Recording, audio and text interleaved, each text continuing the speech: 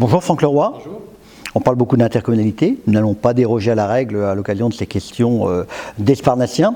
Peut-être, justement, avant de poser ces différentes questions imaginées par les uns et par les autres, j'aimerais peut-être que l'on resitue l'intercommunalité. Quel est l'enjeu, justement, de ces rapprochements de communes dont on parle beaucoup?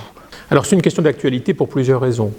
D'abord parce que, comme vous le savez, la France a été redécoupée en 13 régions immenses. Notre région, le Grand Est, est plus grande que le Danemark, plus grande que la Belgique ou que la Hollande. Ensuite, parce qu'à l'intérieur de ces régions, nous devrons désormais, de par la loi qui s'appelle la loi NOTRe, qui a été votée en août 2015, avoir des intercommunalités d'une taille minimale de 15 000 habitants.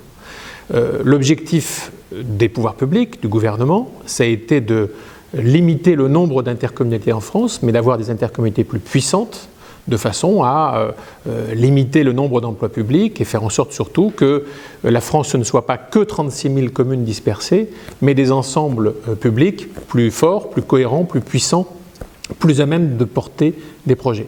Donc c'est la raison pour laquelle, effectivement, il a énormément été question d'intercommunalité, dans la Marne comme dans tous les départements français, puisque tous les départements français ont dû se structurer en fonction des nouveaux impératifs législatifs. Donc la question, c'était effectivement, quelle taille pour l'intercommunalité de demain? Plus cohérent, plus économe aussi? Probablement plus économe, parce qu'on peut parier qu'effectivement, avec moins d'intercommunalités, avec plus de mutualisation entre les intercommunalités et les communes adhérentes, on aura au bout du compte moins d'emplois publics. C'est en tout cas la tendance qui est affichée. Et je pense qu'effectivement, sur le moyen long terme, on arrivera à avoir moins de moyens publics.